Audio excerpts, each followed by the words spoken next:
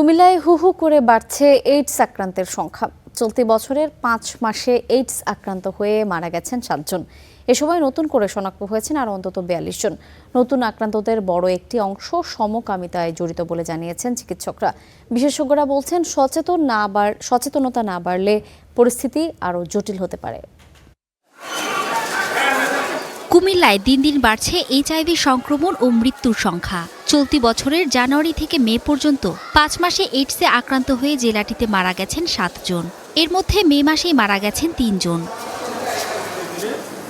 আর চলতি বছরের প্রথম ৫ মাসে ৬৭২ জনের নমুনা পরীক্ষায় ৪২ জনের শরীরে এইচআইভি শনাক্ত হয়। কুমিল্লা মেডিকেলের তথ্য বলছে, নতুন শনাক্তদের মধ্যে সবচেয়ে বেশি সংখ্যক রোগী সমকামিতায় জড়িত।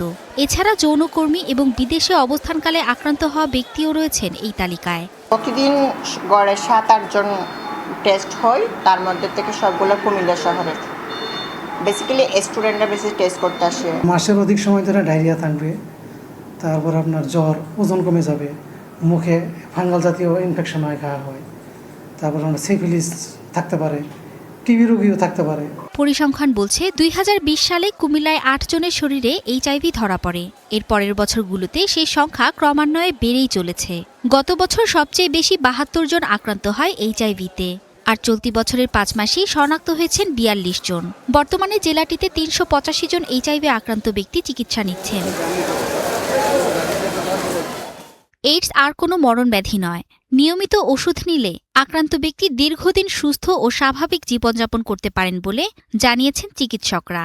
সিরিঞ্জ শেয়ারিং করি আমরা, ব্লাড ট্রান্সমিশনের মাধ্যমে হয়, ভার্টিক্যাল ট্রান্সমিশনের মাধ্যমে হয় এবং আনসেফ যেটা বলি আমরা, এগুলো করার জন্য হচ্ছে এবং আমরা চিকিৎসাটা সম্পূর্ণভাবে ফ্রি দিতেছি।